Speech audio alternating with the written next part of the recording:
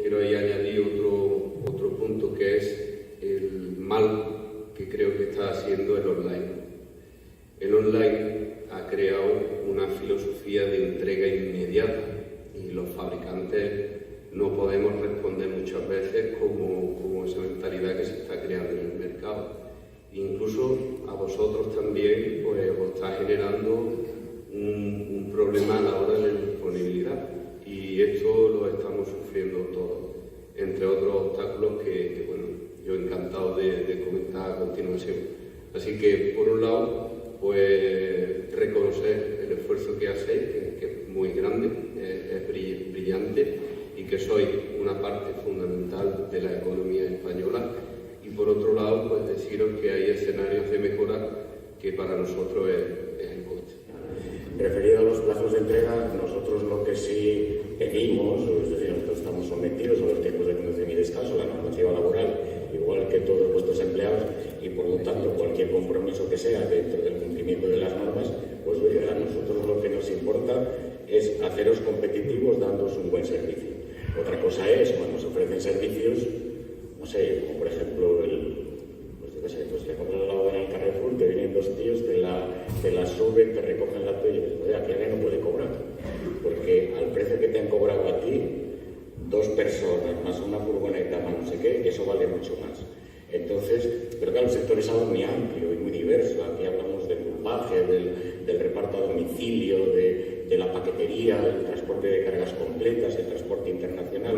Es decir, el sector tiene muchos segmentos y son muy amplios. Por lo tanto, es necesario analizar, pero como base, pues lógicamente nosotros lo que queremos es que los compromisos sean cumpliendo las normas, y que cuando alguien nos haga una oferta, decir, pero este tío en realidad esto es posible desde el punto de vista laboral, desde el punto de vista de los tiempos de conducción y descanso, desde el punto de vista de los costes sociales, o simplemente esto no es viable.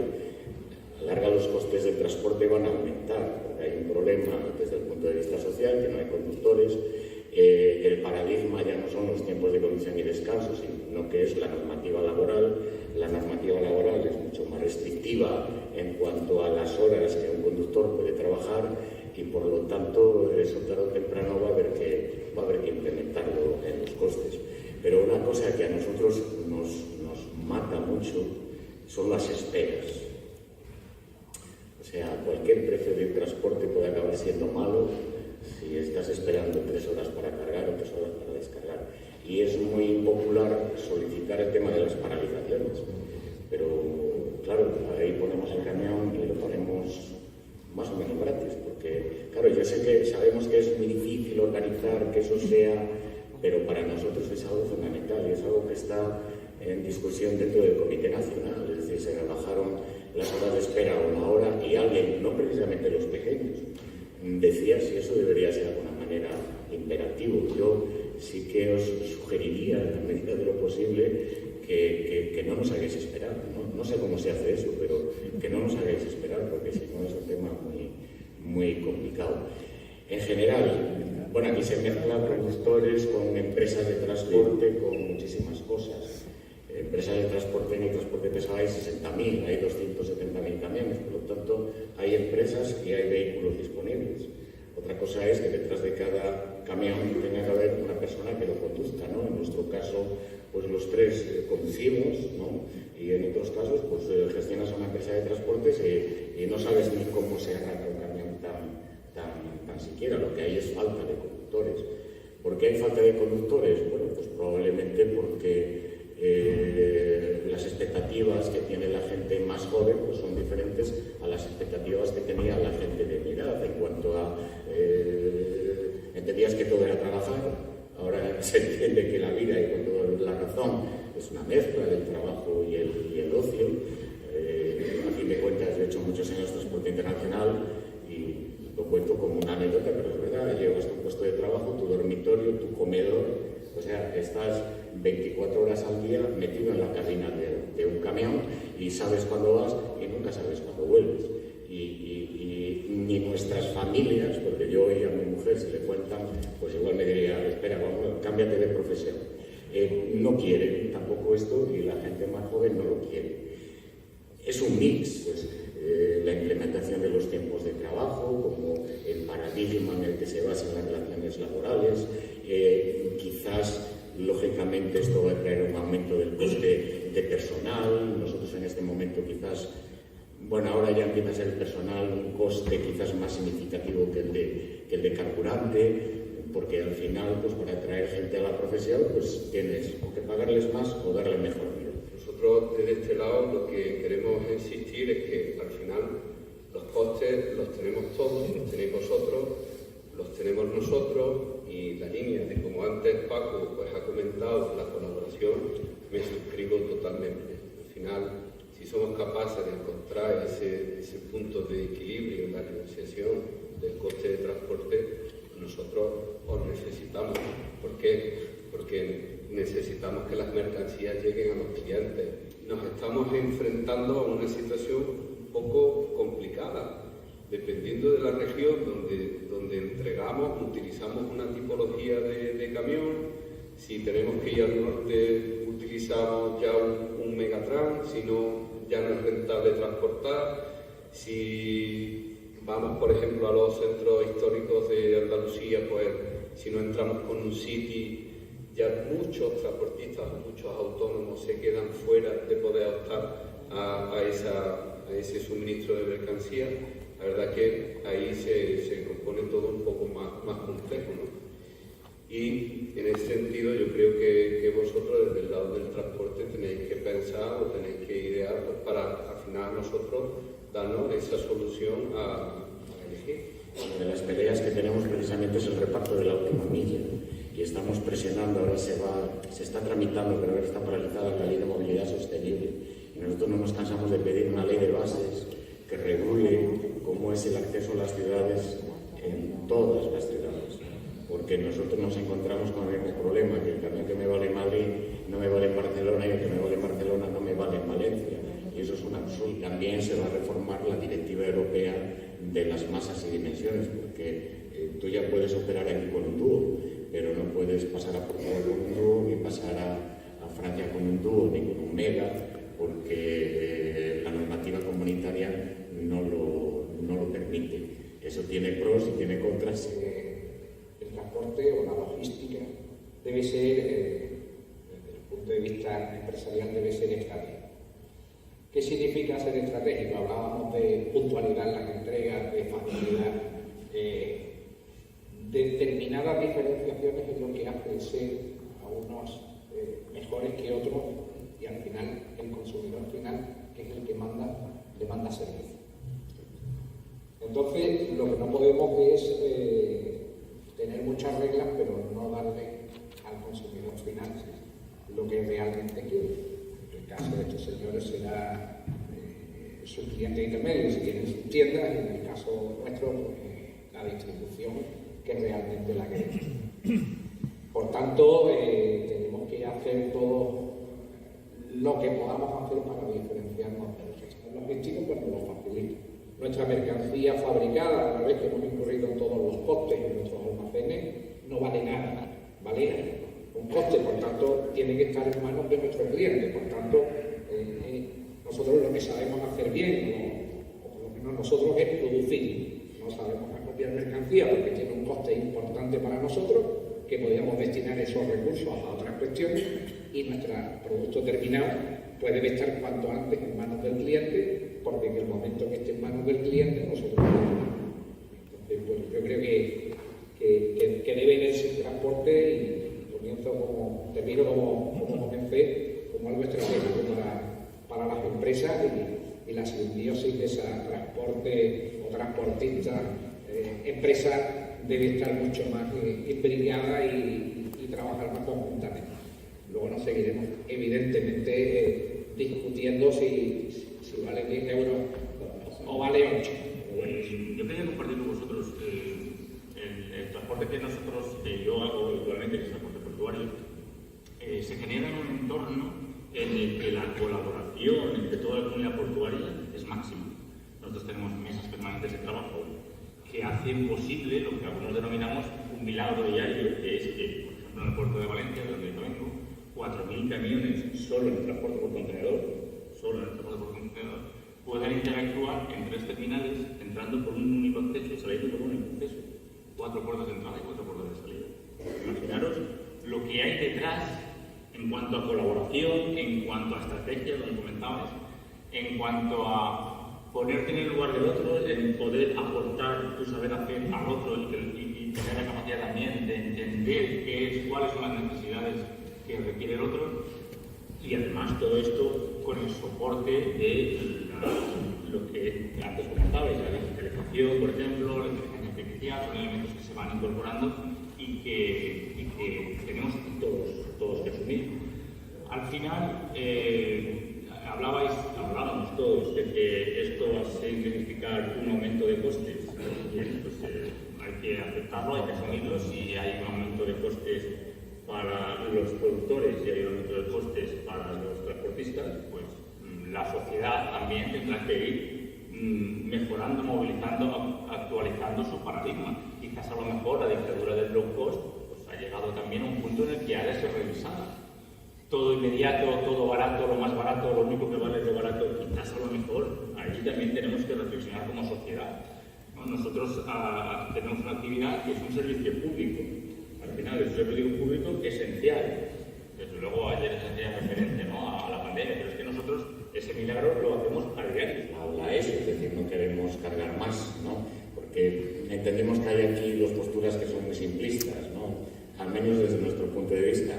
Los transportistas en principio pensamos que vamos a llevar más y no vamos a cobrar más, y los cargadores piensan que vamos a poder llevar más y que no les vamos a cobrar y que no nos van a pagar más. Eso es un simplismo. Esto es mucho más complicado. Pero bueno, la experiencia nos dice que trasladar nuestros costes a los precios y negociarlos. Alguien hablaba aquí de la dimensión de las empresas. Uno de los problemas que tienes cuando eres una empresa muy pequeña es la capacidad negociadora que tienes. Si tu cliente es más grande, pues es muy inferior. Si tu cliente es más o menos como tú, pues eso está mucho más equilibrado, ¿no? Después la eficiencia es algo más complejo, porque bueno, es otra cosa más complicada. Creo que todos tenemos nuestro nicho de mercado. Eso tuvo unas contraprestaciones, es la prohibición de la carga y la descarga, los plazos de pago, seguir con una prórroga los módulos, el mantener las ayudas al abandono de la profesión, y por lo tanto desde Petrasa pues eso lo aceptamos. La obligación es daros el mejor servicio con los vehículos que tengan la más capacidad, no nos queda otra porque si no, no nos contrataréis, y a partir de ahí pues tendremos que negociar los precios. Para nosotros eso tiene un aumento de costes, tiene efectos con la seguridad. No solo con la seguridad por ir más cargados, por ejemplo, que es algo que, bueno, aquí veo, hablamos de algunas mercancías que no pueden suponer mucho peso, que pueden suponer volumen. Veo que en el aceite, por ejemplo, hablamos de mercancías que son peso, ¿no? Claro, cuando los vehículos estén ocupados hacia atrás, cuando de solo paletas, si tú mañana pues, puedes cargar 4 toneladas más, si ya no te quedan para atrás, las vas a tirar para arriba, ¿no? Eso para nosotros tiene un problema en la seguridad, porque si llevo más masa y más altura, pues evidentemente tengo más riesgo. Tiene un problema para vosotros, no valen los mismos elementos de retractilado, porque evidentemente va a hacer falta que vosotros también cambiéis ese paradigma. Pues no me voy a llevar 5 filas de una mercancía que 7 más, porque entiendo que todos, el día que podamos llevar 44 toneladas, si sea por masa, lo vais a querer hacer. Por lo tanto, esto tiene implicaciones con la seguridad, tiene implicaciones con la conflictividad mercantil, es decir, alguien hablaba de la protección de las mercancías. ¿Qué pasa cuando una mercancía, porque va más alta y la forma de embalarse no se preveyó para esa? ¿Qué va a pasar con todas estas historias? Y después tiene un aumento de costes. Si llevo más peso, tengo más consumo, tengo más desgaste de camión, tengo más desgaste de todo. Pero claro, también hay un beneficio, es decir, todos sabemos, llevar 4 toneladas más, pues sobre 25 toneladas, pues es casi un 20% más en masa. Lógicamente, si yo las llevo al mismo precio, os habéis ahorrado un 20% en el coste del transporte, ¿no? Se supone que esos son tercios, un 7%, un 8%, son aumentos de costes que nosotros vamos a tener, y hay ahí un un 14, un 15, un 16%, que también nosotros nos gustaría tener una parte de ese beneficio. Es decir, que vosotros rebajéis vuestros costes, pero que nosotros, aparte de cubrir los nuestros, que también tengamos algún beneficio de ese aumento de masas y dimensiones. Bueno, pues eso será donde tendremos que negociar y llegar a los mejores acuerdos. No sabemos exactamente nosotros en principio cómo se pretende desbordar lo que nosotros negociamos con el Ministerio, pues hemos dicho que no nos gusta esa ley, esa orden está por la Dirección General de Tráfico y ya veremos qué es lo que sucede. La pregunta era el tema de los contratos por escrito. Con la última reforma se marcaba la obligación de que tanto transportistas como cargadores tuvieran contrato por escrito.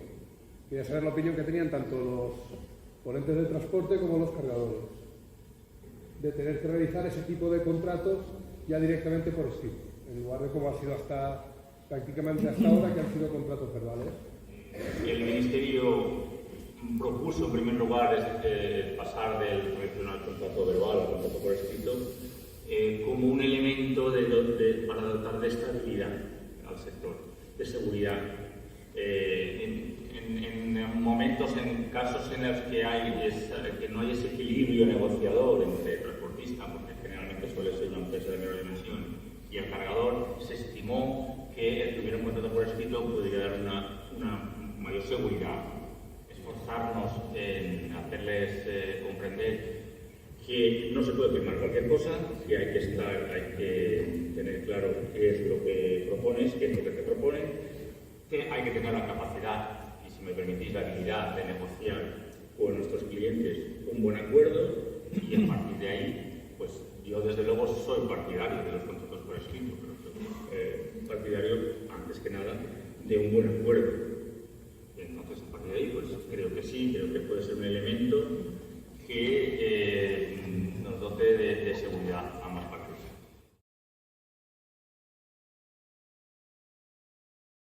Pero yo, respecto a la mía, sí ha habido y hay un respeto hacia la participación de las mujeres. Yo en mi oficina somos 5 mujeres trabajadoras y un hombre trabajador, o sea, la plantilla es eminentemente femenina, ¿no? Y yo creo que eso también se nota en el trabajo del día a día. Y luego también es importante resaltar que muchas veces en el día a día de nuestro trabajo no solamente tratamos con los socios, que son lógicamente hombres transportistas, que son los que se dedican a trabajar con su camión, pero que también mucho trabajamos con el entorno de esa persona, de ese transportista, es decir, con familiares, mujeres o hijas que están llevando toda la gestión de la empresa familiar.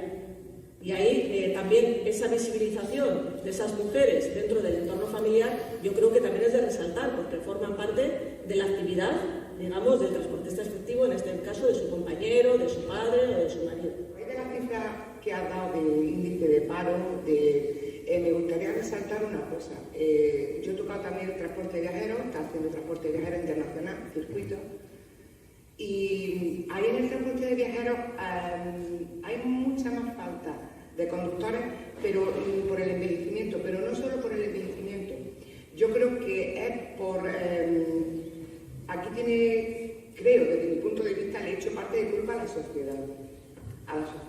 La sociedad, cuando tú te subes en un autobús y te vas un montón de días fuera de tu casa, el que se monta en el autobús te dice, yo he pagado este viaje, y tú empiezas cuando yo te digo y terminas cuando yo te digo. Y se cree la gente que tú eres una pieza del autobús que va a arroscar al autobús. Entonces, la gente no quiere. La mujer se está incorporando, gracias a Dios, al transporte de viajeros. ¿Por qué? Porque es más factible y no tiene tantas barreras como el transporte, por ejemplo, de camión, ahora, de carretera. ¿Por qué? Porque buscan el transporte urbano, buscan transporte escolar, trayectos cortos en los cuales pueden estar en su casa, tienen una mejor conciliación laboral, con la familia, están, ¿cómo decirlo?, como más acomodadas, que es lo que buscamos todos a fin de cuentas, comodidad. Y el transporte de viajeros yo creo que no tiene, yo creo que si la sociedad no cambia un poquito, no cambiamos un si no se valora nuestro trabajo, que al final de cuentas lo que vamos a decir más o menos es que se valore más nuestro trabajo. La falta de conductores es únicamente por eso, porque no nos valoran como trabajadores, no valoran nuestro trabajo y no saben a la hora que nos levantamos, que nos quedamos sin disponibilidad, dónde te tienes que quedar. Lo mismo que antes nuestros compañeros, los anteriores ponentes, decían, es que me tiro en el muelle cargando 5, 6, 7 horas. Sí, pero es que a los cargadores les da igual cuando tú has venido y donde tú tienes que llegar. A ellos les da igual. Entonces, no valoran nuestro trabajo. Si ellos se pensaran un poco a valorar nuestro trabajo y nuestro día a día, yo creo que sentándose cargadores y transportistas harían un acuerdo. Nosotros como profesoras estamos notando un incremento del interés por esta familia profesional como el transporte y la logística, y ya no solamente en alumnado, sino también en alumnas. Por ejemplo, en el curso actual nosotros tenemos un porcentaje del 33% de alumnas, pero ha ido aumentando considerablemente en los 4 últimos años. Por ejemplo, en el curso que perteneció al año 2021, este porcentaje estaba entre un 13 y un 20%. Ha ido subiendo a un 23% y en el curso actual tenemos un 33% de alumnos. También nosotros somos profesores del ciclo formativo, pero en la modalidad de distancia, y sí que en distancia, como se ofrece mucho más esa conciliación con tu vida tanto personal como profesional, el hecho de poder estudiar, ahí sí que aumenta la participación de alumnos hasta un 44%, sobre todo de cara a la formación dual, que ha comenzado en estos últimos años, pero este año ya es obligatorio en todas las formaciones profesionales, el hecho de esa formación dual que es realmente para una inserción laboral, porque tenemos muchísima demanda de las empresas con las que colaboramos, tenemos muchas demandas de necesidad laboral. Yo en mi caso, bueno, he hecho un pequeño sondeo con las alumnas del primer curso de transporte y logística que imparto un módulo a estos cursos, y bueno, ellas tienen visión de trabajar en una empresa pues como para gestionar y controlar flotas, por ejemplo, pues con cosas administrativas, pero no como conductora en sí, claro. Eso es como un asunto de hombres, ¿vale?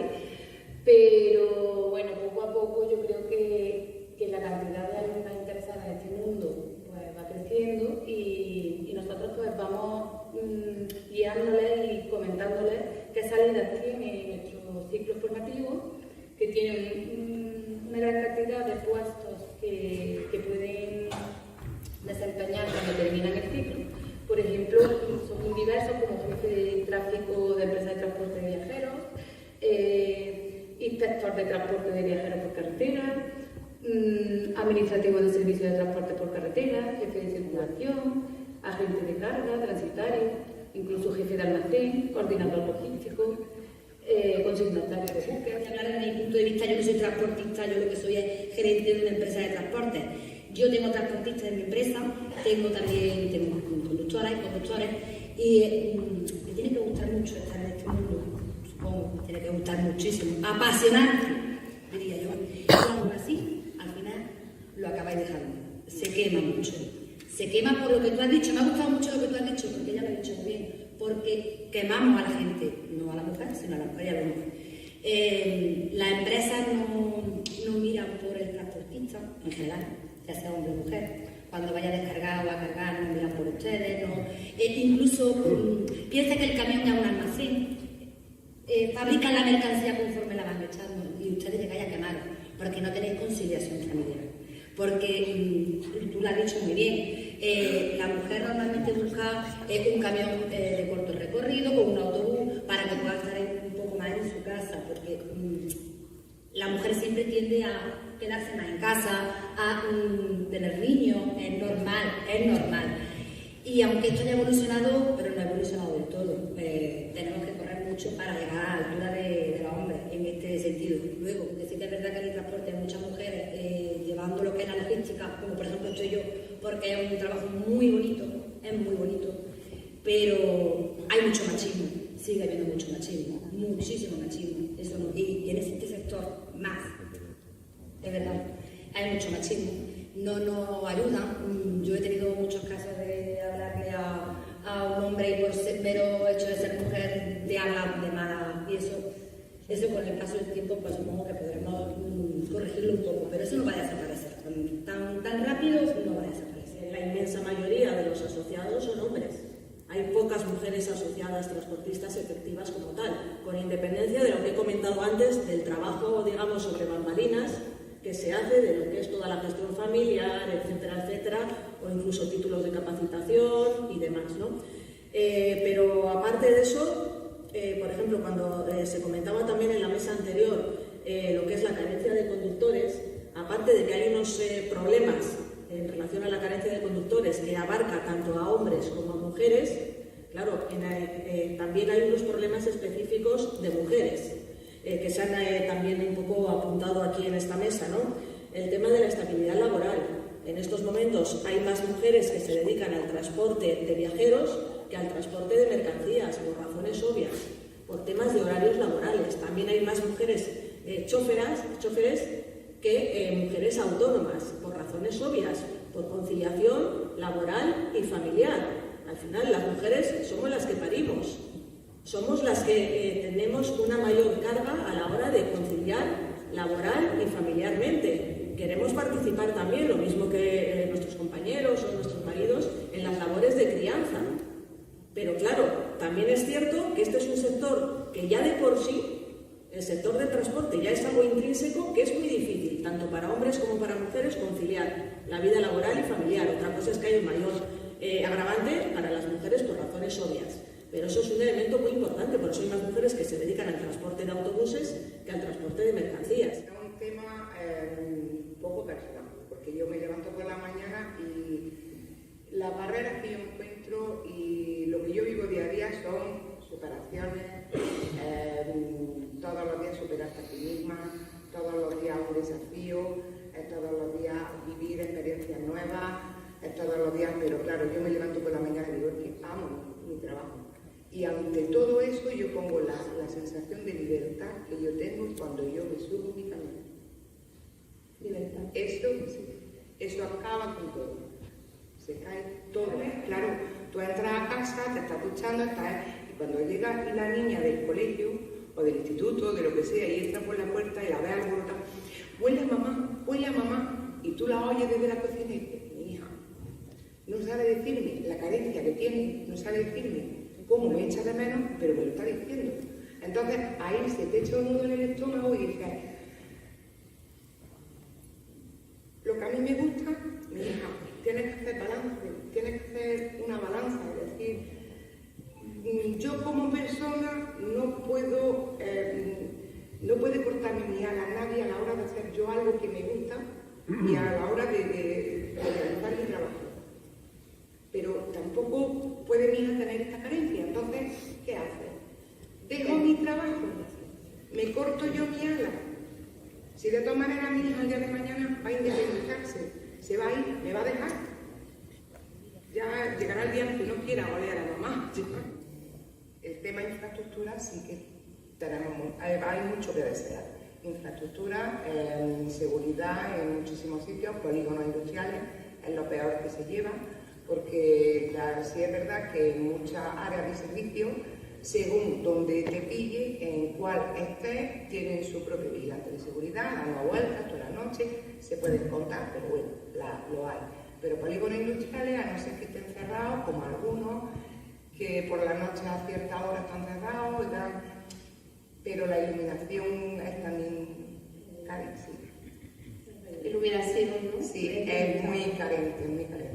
El tema de salud y higiene también tiene muchísimas carencias, tiene mucha necesidad. La administración se pone las pilas, sí o sí, pero ya no solo para nosotros como mujeres, sino para nuestros compañeros también. Ahí es para todo. El que va a un camión, si tú tienes las cortinas hechas, el que va a hacerle algo al camión, o a intentar llevarte el gasoil, o a ver lo que la mercancía que lleva, si tú tienes las cortinas hechas no sabes si hay un hombre o una mujer. Comentaban antes los compañeros en la mesa anterior, no me acuerdo ahora cuál de los ponentes ha sido, y con buen criterio, que si el transporte se paraba el país. Pero es que, y es cierto, evidentemente, se pudo comprobar durante toda la epidemia del COVID, pero si el trabajo de las mujeres, ya sea el trabajo remunerado o el no remunerado, se para, no solamente se para el país, sino que nos paramos todos y todas, toda la sociedad. La verdad que gracias a ellos fue genial, son unos compañeros buenísimos, me han ayudado en todo lo que han podido y les tengo que agradecer todo. La verdad que súper contenta con mis compañeros y con compañeros de fuera que también me encuentro. De ahí no puedo decir absolutamente nada más. Bueno, pues yo prácticamente igual. Yo creo que estamos hablando de el machismo, que es un mundo muy machista, que es un mundo muy masculinizado, que es muy... Pero una vez que yo estoy dentro en mi empresa con mis compañeros, yo no puedo decir eso. Yo veo el machismo fuera, a la hora del trabajo, pero dentro de mi empresa, y he estado muchas, porque llevo ya en este sector 30 años, llevo ya muchísimos años aquí, y yo no puedo decir que yo he tenido una mala relación con ningún compañero, no me han tratado nunca ni mejor ni peor que a otro compañero, ni como mujer ni como hombre, siempre me han tratado como un compañero, siempre, o sea que estupenda. Y en mi empresa hay otra muchacha también que acaba de trabajar, que mi jefe como empresario la animó a sacarse el carnet, se ha sacado el carnet, y se ha venido a trabajar con nosotros, la está enseñando, su padre está en la empresa, la está enseñando su padre, su hermano, nosotros como compañeros se ha venido con nosotros para enseñarla y en el momento que mi jefe la ha visto que está suelta, que puede, lava su camión y está sola, o sea que mi jefe está fomentando también de alguna de las maneras la incorporación y le ha facilitado muchísimo, o sea que ella ha tenido suerte. Ojalá y muchas tengan esa suerte, ¿no? Pero que yo veo cada vez menos machismo en este mundo. No sé si habéis oído la sentencia que ha tumbado las zonas de bajas emisiones. Afortunadamente nos ha dado la razón, aunque de momento solamente es una victoria moral. Y no quiero decir con esto que no miremos por el medio ambiente, porque precisamente en Madrid, esa antigüedad media baja 2 puntos de los camiones. O sea, en Madrid estamos haciendo esfuerzos y la antigüedad media, que en España es 14,8, en Madrid es 12,8, 2 puntos menos. En Europa es 13,9, o sea que andamos todavía por debajo de la Unión Europea. Y bueno, pues pedir eso, sobre todo equilibrio y proporcionalidad, o sea, porque el desarrollo medioambiental es necesario, pero el desarrollo económico también, y muchas veces chocan. Entonces ahí lo que pedimos es equilibrio. Bueno, nosotros en España el 98,9% de los vehículos que circulan son diésel, el 1% a gas y el resto eléctricos o de otras. Entonces, vuelvo a decir lo mismo, la alternativa al diésel está por venir. Y si nos situamos 5 años más tarde o 10 años más tarde, tenemos otro problema. Cuando convivan, estén más desarrolladas esas energías y convivan, no sé, imagino que el hidrógeno, no lo sé, el hidrógeno le queda todavía mucho, pero vamos a ser positivos, o sea, optimistas y vamos a pensar que ya está ahí. Convivan el vehículo eléctrico, vuelvo a decir lo mismo, sobre todo en el pesado, le queda mucho todavía por recorrer. Infraestructuras, operatividad, autonomía, precio, en fin, tiene muchas cosas a favor y muchas en contra. Cuando convivan el diésel, el eléctrico, el hidrógeno, etcétera, etcétera, competirán también entre ellos. Esas energías van a competir. ¿Cómo en el mercado, cómo encajamos eso? Es decir, un porte con un vehículo eléctrico tendrá unos costes, un porte con un vehículo de hidrógeno tendrá otros costes y un porte con un vehículo diésel tendrá otros costes. Esa diferencia, ¿quién la paga? El transportista no se puede exponer a esa competitividad porque perdería mercado aquella energía que más costes tuviera, seguramente. Entonces, o una de dos, o las administraciones dan ayudas para compensar esas diferencias y que el mercado sea igualado, o bien el usuario paguen por un producto que sea transportado en un vehículo por una energía que no contamine, paguen más por ese producto, cosa que yo lo veo un poco complicado, pero bueno, pero no veo otra solución para poder que en el mercado existan y convivan esas distintas energías. Es importante que la infraestructura.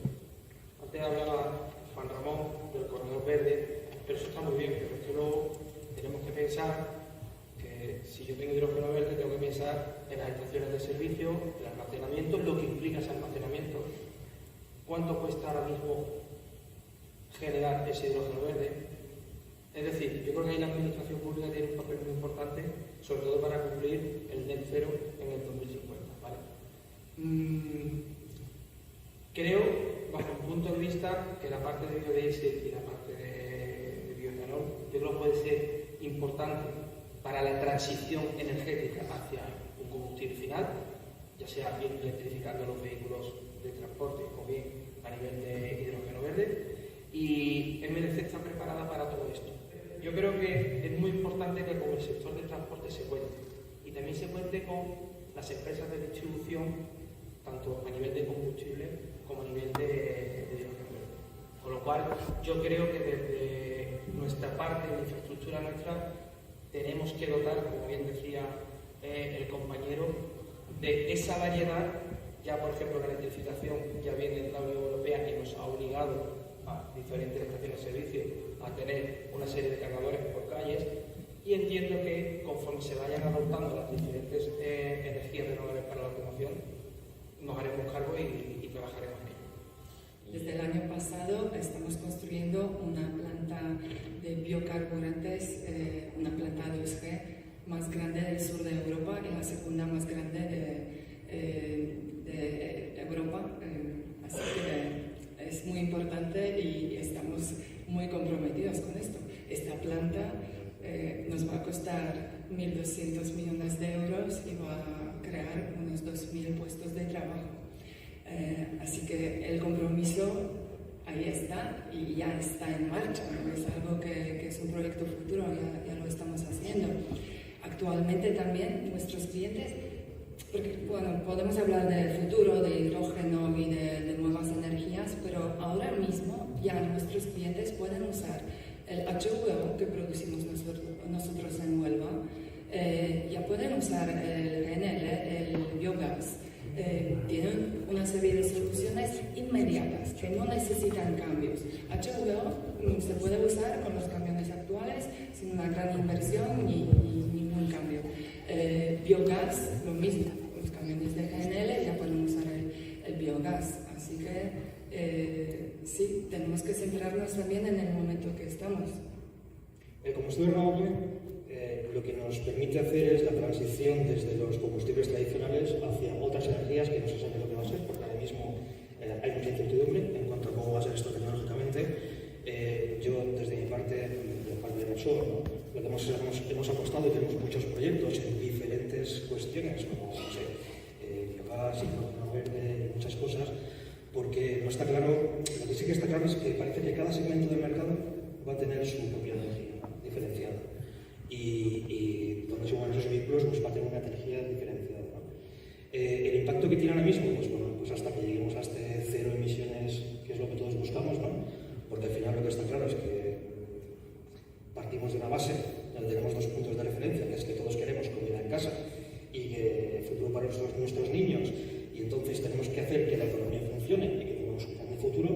Pues esto nos va a permitir que una transición que no sabemos lo que va a ser, porque yo creo que ni siquiera la Unión Europea lo tiene claro ahora mismo. Estáis viendo, sobre todo en la parte del turismo se ve claro, o sea, la apuesta que han hecho fabricantes como Volkswagen para tener electrificación, han tenido que desmontar fábricas, porque es que el cliente no lo quiere al final. En el caso del transporte, no es tanto el cliente o el transportista en sí, sino que va a ser el mercado y la normativa quien regule esa transición.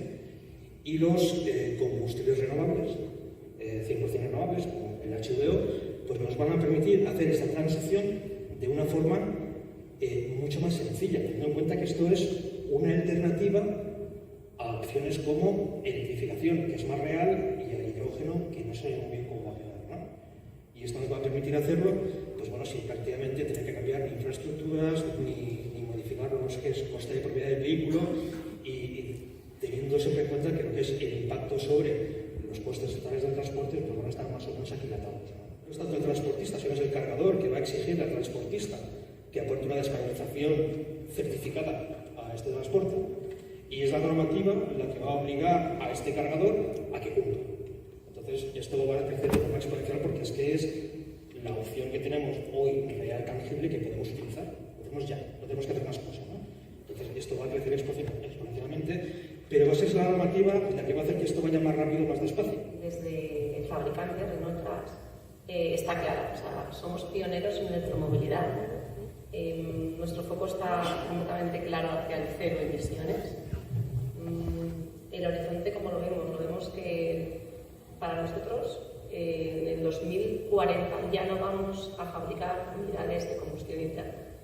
Todo va a ser fabricación neta en carbono. En este camino y en ese momento, ¿cómo vamos a ver o cómo es nuestra visión de cómo vemos el mercado? Pues va a haber un reparto según el segmento y según la viabilidad de cada actividad que necesite el transportista. Prevemos como un 20% aproximado de biocombustible para aquellos segmentos en los que tiene cabida y el otro 80% clarísimamente baterías eléctricas, que ya es una realidad, están aquí hoy. Ahora os cuento un poquito más. Y el hidrógeno para aquellas necesidades de transporte que necesiten pues, un recorrido más largo, ¿no? y dar respuestas a esas largas rutas. España está en la Unión Europea, ese marco pues, debe ser a nivel europeo, pero luego a nivel autonómico pues sí se pueden hacer otra serie de impulsos, como son esas bonificaciones, una fiscalidad positiva en el uso de ciertos combustibles, como puede ser los combustibles, ¿no? Biocombustible o biogás, y no solamente porque sean más sostenibles, sino porque además que están haciendo un beneficio a una serie de residuos, que en Andalucía puede haber muchos residuos de origen agrícola, ¿no? Del olivar, de todos los cultivos, que dentro de esa ley de economía circular, que además hemos sido pioneros en Andalucía en crearla, pues le da ese ciclo, lo cierra y genera y pone a disposición pues, ese combustible que, como os ha comentado, ya está disponible y no necesita que los transportistas pues, hagan ningún cambio en sus vehículos, sino que se puede usar ya y acompaña a esa transición que seguramente pues, nos va a venir impuesta por esa normativa y ese cambio, ¿no? Yo represento al transportista pequeño, a la pequeña empresa, al autónomo. Para una gran empresa, posiblemente probar otras energías, pues le puede resultar prueba-error. Ha pasado con el gas, muchos han apostado por el gas y lo han parado los vehículos. En nuestro caso, lo de prueba-error no nos vale. Entonces, tenemos ahí un problema. Yo, por ejemplo, preguntaría, el HVO, ¿qué garantías? Está bien, entiendo que está bien como transición, como una energía para un periodo transitorio, pero ¿qué garantías hay de que pueda haber HVO para tanto vehículo? Sabemos que viene del aceite usado, de las cocinas, sabemos que viene de origen animal, pero tanto vamos a poder producir tanto HVO como para reemplazar el diésel. Tengo mis dudas, ¿sabes? Entonces, o sea, ahora me respondéis. Yo sigo pensando un poco, pues sigo diciendo antes, lo de antes, ¿no? El equilibrio. Necesitamos, pues día a día, nosotros, puestos en el perfil de asociado que tenemos, del pequeño transportista, pues tendremos que ir viendo día a día. Y siento decirlo, pero nosotros, de momento, lo que nos vale es el diésel. Sabemos que el diésel tiene fecha de caducidad, sabemos que tenemos que adaptarnos, pero bueno, somos un sector o una parte del sector que nos va a costar. Y también somos conscientes de que bueno, pues tendremos que ir adaptándonos y ir peleando contra esto, ¿no? Me gustaría que me respondierais a lo del HVO, porque sí que es verdad que vemos ahí una solución a ese periodo transitorio. Sí, HVO es una solución que tenemos ahora mismo, pero se está trabajando en otras, esto también es verdad. Y también vamos a tener unos años que van a coincidir muchas energías dependiendo del tipo de vehículo, dependiendo del tipo de trayectos que hace un vehículo, dependiendo de la flota que tiene una empresa de transporte. No es lo mismo las necesidades de una empresa de transporte internacional con largo recorrido que necesita un tipo le permite cargar no tan a menudo, pero también tenemos la última milla, tenemos las restricciones de entradas en grandes ciudades, que aquí el coche eléctrico o vehículo eléctrico se adapta mucho mejor. Sin duda, la inversión y la adquisición de un vehículo eléctrico es sustancialmente mayor que un vehículo diésel. Las tecnologías es nueva, hay que pagar lo que es la batería en sí. O sea, el grosso de ese valor se lo llevan los packs de batería.